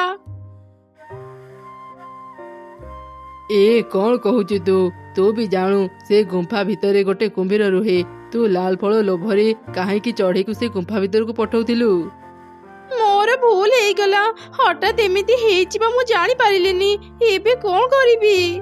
ଆଚ୍ଛା, ତୁ ଆଉ ଚିନ୍ତା କରନି। ଯାହା ହେବାର ତ ହେଇଗଲା। ତତେ ଯିଏ ବି ଚଢ଼େଇ ବିଷୟରେ ପଚାରିବ, ତୁ କହିବୁ ସେ ଆଜି କାମକୁ ଆସିନି। ଏମିତି ସେ ଦିନ ବିତିଗଲା। ସନ୍ଧ୍ୟା ହେଲା ପରେ, ଦିଦି, ମା ଏଯାଏ କାହିଁକି ଆସିଲେନି? ମା କେତେବେଳେ ଆସିବେ? ତୁ ଆଉ କିଛି ସମୟ ଅପେକ୍ଷା କର ଭାଇ। ମା ବୋଧେ କାମ ବ୍ୟସ୍ତରେ ରହିଯାଇଥିବେ। ସେ ଶୀଘ୍ର ଫେରି ଆସିବେ। ଧୀରେ ଧୀରେ ରାତି ଅଧିକ ହେଲା। କୁନିର ସାନ ଭାଇ ଶୋଇଗଲା, ହେଲେ କୁନି ଶୋଇପାରିଲାନି। ପରଦିନ ସକାଳେ ଦୁଇ ଛୁଆ ପାଖରେ ରହୁଥିବା ମିଟୁ ପାଖକୁ ଗଲେ। ମିଟୁ ଆଣ୍ଟି, କାଲି ରାତିରେ ଆମ ମା ଘରକୁ ଫେରି ନାହାନ୍ତି। ତୁମେ ଜାଣିଛ କି ଆମ ମା କୋଉଠି ଅଛନ୍ତି? ଆରେ ଝିଅ, ତୋ ମା ମୋ ସାଙ୍ଗରେ କାମ କରେନି, ସେ କାଉ ଘରେ କାମ କରେ। ଚିନ୍ତା କରନି, ମୁଁ ଏବେ ଯାଇ କାଉ ମାନଙ୍କୁ ତମ ମା କଥା ପଚାରି ଆସିବି। ତାପରେ ମିଟୁ କାଉ ମାନଙ୍କ ପାଖକୁ ଗଲା ଆଉ ତାଙ୍କୁ ସବୁ ଘଟଣା କହିଲା। ଆରେ ମିଟୁ, ଚଢ଼େଇ କାଲି ଆମ ଘରକୁ କାମ ପାଇଁ ଆସିନି। ଆମେ ଜାଣିନୁ ସେ କୋଉଠି ଅଛି। ତାହେଲେ ଚଢ଼େଇ ଗଲା କୁଆଡେ? ସେ କାଲି ରାତିରେ ଘରକୁ ଫେରିନି। ଚଢ଼େଇ କୁଆଡେ ଗଲା କି ନ ଗଲା ଆମେ ଜାଣିନୁ। ତୁ ଯା ଆଉ କୋଉଠି ଚଢ଼େଇକୁ ଖୋଜିବୁ। ତାପରେ ମିଟୁ ଚଢ଼େଇକୁ ଖୋଜିବା ପାଇଁ ଜଙ୍ଗଲ ଭିତରକୁ ଗଲା। କିଛି ସମୟ ଖୋଜିଲା ପରେ ସେ ଚଢ଼େଇକୁ କୁମ୍ଭୀର ଗୁମ୍ଫା ବାହାରେ ମରି ପଡିଥିବାର ଦେଖିଲା। ଆରେ, ଚଢ଼େଇର ମୃତ୍ୟୁ କେମିତି ହେଲା? ନିଶ୍ଚୟ କୁମ୍ଭୀର ତାକୁ ମାରି ଦେଇଥିବ। ଚଢ଼େଇ କାହିଁକି ଯେ ଗୁମ୍ଫାକୁ ଆସୁଥିଲା? ତାର ଦୁଇ ଝିଅ ଅନାଥ ହେଇଗଲେ। ଏବେ ସେମାନେ କଣ କରିବେ? ଆରେ ପିଲାମାନେ, ତମ ଦୁଇ ଜଣଙ୍କ ମା ଆଉ ଏ ଦୁନିଆରେ ନାହିଁ। ତାକୁ ଗୁମ୍ଫାରେ ରହୁଥିବା କୁମ୍ଭୀର ମାରି ଦେଇଛି। ତମେ ମାନେ ଧୈର୍ଯ୍ୟ ଧର। ଏବେ ଏକୁଟିଆ ବଞ୍ଚିବା ଶିଖ। ଏମିତି କହି ମିଟୁ ଚାଲିଗଲା। ଦୁଇ ଛୁଆ ଅନେକ କାନ୍ଦିଲେ। ଦିଦି, ମୁଁ ସେ କୁମ୍ଭୀରକୁ ଜମା ବି ଛାଡ଼ିବିନି। ସେ କୁମ୍ଭୀର ପାଇଁ ଆମେ ଆମ ମାକୁ ହରେଇଲେ। ହଁ ଭାଇ, ତୁ ଠିକ କହିଲୁ। ମୁଁ ବି ସେ କୁମ୍ଭୀରକୁ ଜମା ବି ଛାଡ଼ିବିନି। ଦୁଷ୍ଟ କୁମ୍ଭୀର, ଶୀଘ୍ର ବାହାରକୁ ଆସେ। ତୁ ଆମ ମାକୁ ମାରି ଦେଇଛୁ। ଆମେ ତତେ ଜମା ବି ଛାଡ଼ିବୁନି। କିଏ ମୋ ନିଦ ଭାଙ୍ଗିଲା? ତମ ଦୁଇ ଛୁଆଙ୍କର ଏତେ ସାହସ? ପାଟି କରି ମୋ ନିଦ ଭାଙ୍ଗୁଛ? ଆଜି ମୁଁ ତମ ଦୁଇ ଜଣଙ୍କୁ ଜମା ବି ଛାଡ଼ିବିନି।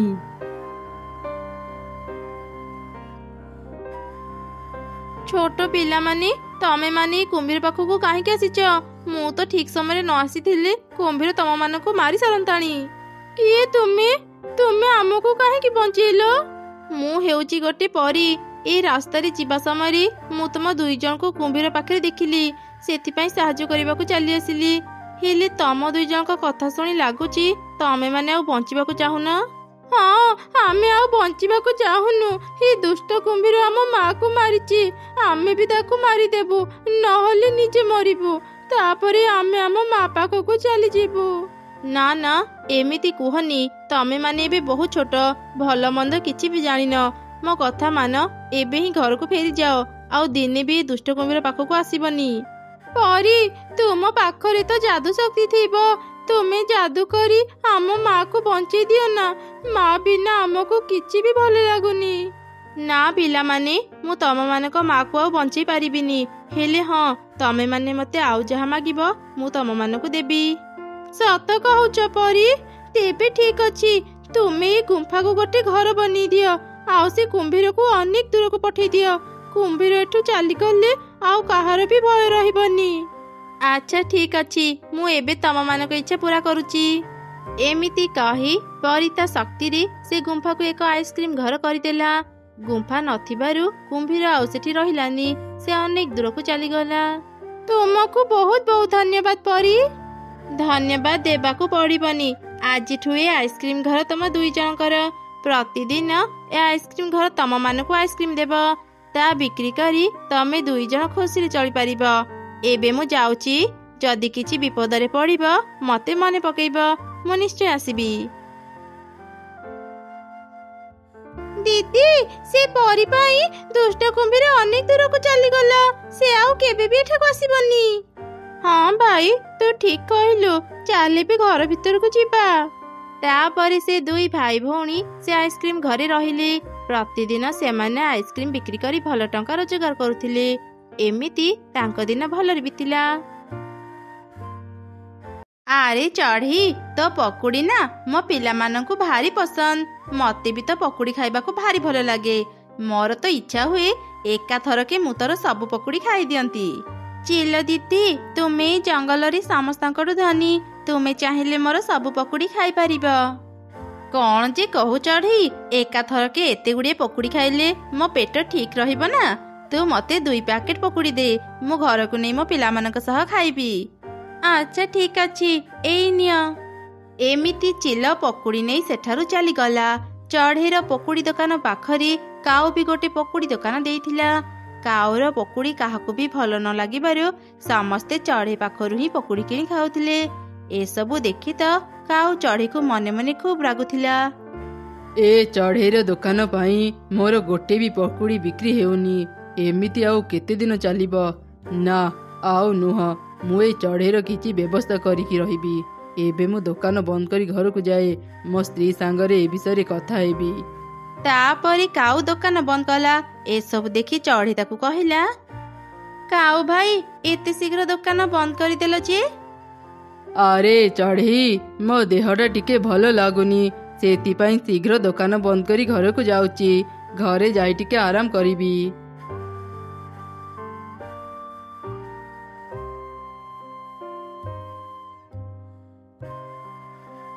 ଆରେ କଣ ହେଲା, ତୁମେ ଆଜି ଏତେ ଶୀଘ୍ର ଘରକୁ ଫେରି ଆସିଲ ଯେ? କଣ ଆଉ ହେବ, ଦୋକାନକୁ ଗ୍ରାହକ ଆସିଲେ ସିନା ମୁଁ ଦୋକାନ ଖୋଲା ରଖିବି। ଆଜି ମୋ ଦୋକାନକୁ ଗୋଟେ ବି ଗ୍ରାହକ ଆସିନାହାନ୍ତି। ସମସ୍ତେ ସେ ଚଢ଼େଇର ଦୋକାନକୁ ହିଁ ଯାଉଛନ୍ତି। ଯେପର୍ଯ୍ୟନ୍ତ ଚଢ଼େଇର ଦୋକାନ ଏଠୁ ନ ହଟିବ, କେହି ବି ମୋ ଦୋକାନକୁ ଆସିବେନି। ହଁ, ତୁମେ ଠିକ କହିଲ। ଚଢ଼େଇର ଦୋକାନ ବନ୍ଦ କଲେ ଯାଇ ଆମ ଦୋକାନ ଭଲ ଚାଲିବ। ମୋ ପାଖରେ ଗୋଟେ ଉପାୟ ଅଛି, ଶୁଣ। ଏମିତି ସେ ଦୁଇ କାଉ ଏକ ଯୋଜନା ବନେଇଲେ। ସେପଟେ ସନ୍ଧ୍ୟା ହେଲା ପରେ ମା ଚଢ଼େଇ ଟଙ୍କା ଧରି ଘରକୁ ଫେରିଲା। ମା, ଆଜି ଘରକୁ ଫେରୁ ଫେରୁ ଏତେ ଡେରି କରିଦେଲ ଯେ? କଣ କରିବି କହ ମା, ଆଜି ଦୋକାନରେ ପ୍ରବଳ ଭିଡ଼ ଥିଲେ। ସମସ୍ତଙ୍କୁ ମୋ ପକୁଡ଼ି ଭାରି ପସନ୍ଦ। ମୁଁ ଯେତିକି ପକୁଡ଼ି ତିଆରି ଥିଲେ ସବୁ ସରିଗଲା।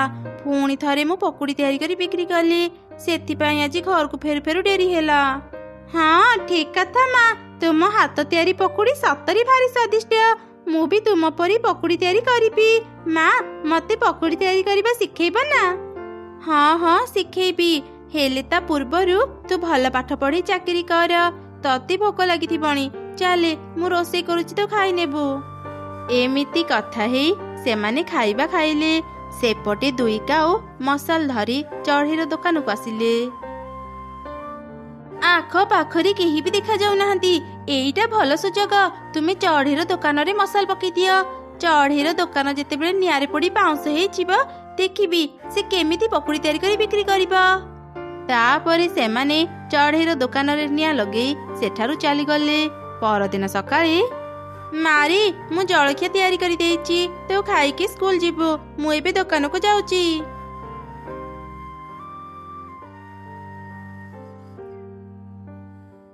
ଆରେ ତମେ ସମସ୍ତେ ଆସିଗଲ?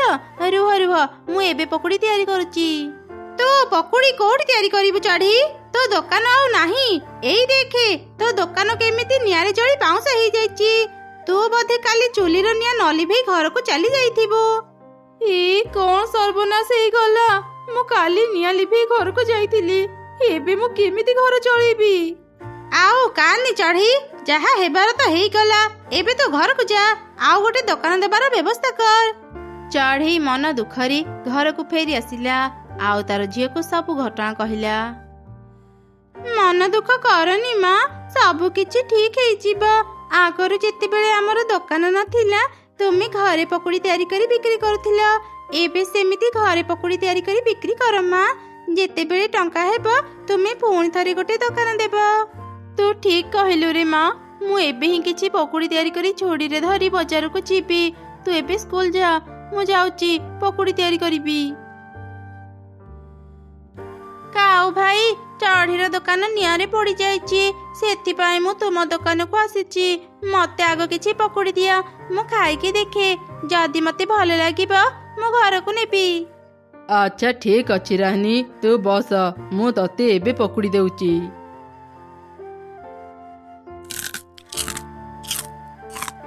छी छी କାଉ ଭାଇ, ଇଏ କେମିତିକା ପକୁଡ଼ି ତିଆରି କରିଛ?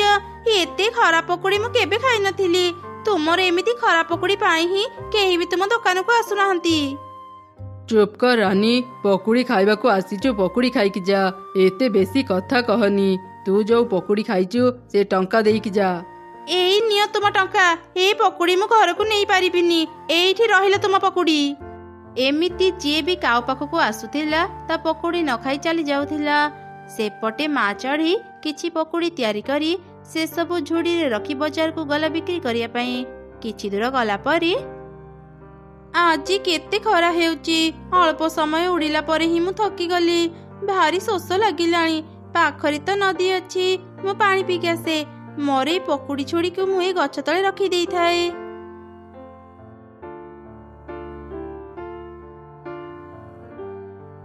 ଏତେ ବଢିଆ ବାସ୍ନା କୋଉଠୁ ଆସୁଛି? ଓ, ମୋ ଗଛ ତଳେ ପକୁଡ଼ି ଅଛି। ପକୁଡ଼ି ବାସ୍ନାରେ ମୋ ନିଦ ଭାଙ୍ଗିଗଲା।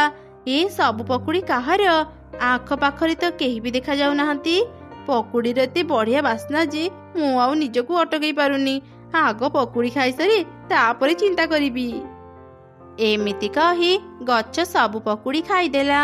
ଚଢ଼େଇ ପାଣି ପିଇ ଆସିଲା ପରେ ଦେଖିଲା ତା ପକୁଡ଼ି ଝୁଡ଼ିରେ ନାହିଁ। ଏ କଣ, ମୋ ଝୁଡ଼ିରେ ଗୋଟେ ବି ପକୁଡ଼ି ନାହିଁ? କିଏ ମୋର ସବୁ ପକୁଡ଼ି ଖାଇଦେଲା? କେତେ କଷ୍ଟ କରି ମୁଁ କିଛି ପକୁଡ଼ି ତିଆରି କରିଥିଲି, ଏବେ ମୁଁ କଣ ବିକ୍ରି କରିବି? ଚଢ଼େଇ, ଏଠି ଯୋଉ ପକୁଡ଼ି ଥିଲା ସେସବୁ କଣ ତୋର? ହଁ ଗଛ, ମୁଁ ଏଇଠି ପକୁଡ଼ି ରଖିଥିଲି। ତୁମେ କଣ ଦେଖିଛ କିଏ ମୋ ପକୁଡ଼ି ଖାଇଛି? ଚଢ଼େଇ, ତୁ ମତେ କ୍ଷମା କରିଦେ, ମୁଁ ଶୋଇଥିଲି, ତୋ ପକୁଡ଼ି ବାସ୍ନାରେ ମୋ ନିଦ ଭାଙ୍ଗିଗଲା। ଏଠି ମୁଁ କାହାକୁ ବି ଦେଖିବାକୁ ପାଇଲିନି। ମୁଁ ତୋର ଟିକେ ପକୁଡ଼ି ଖାଉ ଖାଉ ସବୁ ପକୁଡ଼ି ଖାଇଦେଲି। କଣ ହେଲା ଗଛ, ତୁମେ ମୋର ପକୁଡ଼ି ଖାଇଛ? କିନ୍ତୁ ତୁମେ ଗୋଟେ ଗଛ ହେଇ ପକୁଡ଼ି କେମିତି ଖାଇଲ? ମୁଁ ସାଧାରଣ ଗଛ ନୁହଁ ଚଢ଼େଇ, ମତେ ବି ତମମାନଙ୍କ ପରି ଭୋକ ଶୋଷ ଲାଗେ। ମୁଁ ପକୁଡ଼ି ଖାଇ ତୋର ବହୁତ ବଡ଼ କ୍ଷତି କରିଦେଲି ନା ଚଢ଼େଇ। ହେଲେ ତୁ ଚିନ୍ତା କରନି, ମୁଁ ତତେ କ୍ଷତିପୂରଣ ଦେବି। ଏଇ ନେ କିଛି ଟଙ୍କା। ବାପ୍ରେ, ଏଠି ତ କେତେ ଗୁଡ଼ିଏ ସୁନା ଟଙ୍କା ଅଛି। ଗଛ, ମୋ ପକୁଡ଼ିର ଦାମ ଏତେ ନୁହଁ, ମୁଁ ଏତେ ଗୁଡ଼ିଏ ସୁନା ଟଙ୍କା ନେଇପାରିବିନି। ଆରେ ଚଢ଼େଇ, ତୋ ପକୁଡ଼ି ଭାରି ସ୍ୱାଦିଷ୍ଟ ଥିଲା। ଏତେ ଭଲ ପକୁଡ଼ି ମୁଁ ଆଗରୁ କେବେ ଖାଇନଥିଲି। ମୁଁ ଖୁସିରେ ତତେ ଏସବୁ ଦେଉଛି। ତୁ ଆଉ ବୁଲି ବୁଲି ପକୁଡ଼ି ବିକ୍ରି ନ କରି ଗୋଟେ ହୋଟେଲ ଦେଇ ପକୁଡ଼ି ବିକ୍ରି କର। ତୋର ଯେବେ ବି ସମୟ ହେବ ମୋ ପାଇଁ ବି କିଛି ପକୁଡ଼ି ଆଣିଦେବୁ। ତୁମକୁ ଅନେକ ଅନେକ ଧନ୍ୟବାଦ ଦୟାଳୁ ଗଛ। ଗତ ରାତି ମୋ ଦୋକାନ ପଡ଼ିଯିବାରୁ ମୁଁ ଆଜି ପକୁଡ଼ି ବିକ୍ରି କରିବା ପାଇଁ ଝୁଡ଼ିରେ ଧରି ବାହାରିଥିଲି। ଦୟାଳୁ ଗଛ, ତୁମେ ଆଜି ମୋର ବହୁତ ବଡ଼ ସମସ୍ୟା ଦୂର କରିଦେଲ। ତୁମେ ଜମା ବି ଚିନ୍ତା କରନି, ମୁଁ ପ୍ରତିଦିନ ତମକୁ ପକୁଡ଼ି ଆଣିଦେବି। ଏମିତି କହି ଚଢ଼େଇ ସେ ସବୁ ସୁନା ଟଙ୍କା ଧରି ତା ଘରକୁ ଗଲା। ସେତେବେଳେ ସେ ଦେଖିଲା ଗୋଟେ ପୋଲିସ ତା ଘରକୁ ଆସିଛି।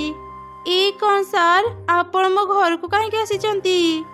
ଚଢ଼େଇ, ମୁଁ ତତେ ଗୋଟେ ଭିଡ଼ିଓ ଦେଖିବାକୁ ଆସିଛି। ମୁଁ ଚୋରମାନଙ୍କୁ ଧରିବା ପାଇଁ ଜଙ୍ଗଲର ବହୁତ ଜାଗାରେ ସିସି କ୍ୟାମେରା ଲଗେଇଥିଲି। ଏକଥା ଜଙ୍ଗଲରେ କେହି ବି ଜାଣିନଥିଲେ। ଏଇ ଦେଖେ, କାଲି ରାତିର ଭିଡ଼ିଓ। କାଉମାନେ କେମିତି ତୋ ଦୋକାନରେ ନିଆଁ ଲଗାଉଛନ୍ତି। କଣ ହେଲା? ସେ ଦୁଷ୍ଟ କାଉମାନେ ମୋ ଦୋକାନରେ ନିଆଁ ଲଗେଇ ଦେଇଛନ୍ତି। ସେମାନେ ଏପରି କାମ କରିବେ ମୁଁ କେବେ ଭାବିନଥିଲି। ତୁ ଚିନ୍ତା କରନି ଚଢ଼େଇ, ସେମାନେ ତାଙ୍କ ଭୁଲର ଶାସ୍ତି ପାଇବେ। ମୁଁ ଏବେ ତାଙ୍କ ପାଖକୁ ଯାଉଛି। ଆରେ ବାଃ, ଚଢ଼େଇ ଆଜି ନାହିଁ ବୋଲି ମୋର କେତେ ଭଲ ଟଙ୍କା ରୋଜଗାର ହେଲା। ଏମିତି ଚାଲିଲେ ତ ମୁଁ ଖୁବ୍ ଶୀଘ୍ର ଧନୀ ହେଇଯିବି। ଅନ୍ୟର କ୍ଷତି କରି ଭାରି ଖୁସି ଲାଗୁଛି ନା? ଏବେ ମୋ ସାଙ୍ଗରେ ଥାନାକୁ ଚାଲେ, ସେଠି ତୋର ସବୁ ହସ ବାହାରିଯିବ। କିନ୍ତୁ ସାର୍, ମୁଁ ତ କିଛି ବି ଭୁଲ କରିନି, ମତେ କାହିଁକି ଥାନାକୁ ନେବେ? ମୋ ପାଖରେ ତ ଭୁଲର ପ୍ରମାଣ ଅଛି। ଥାନାକୁ ଚାଲ, ସେଠି ତୁ ସବୁ ଜାଣିପାରିବୁ।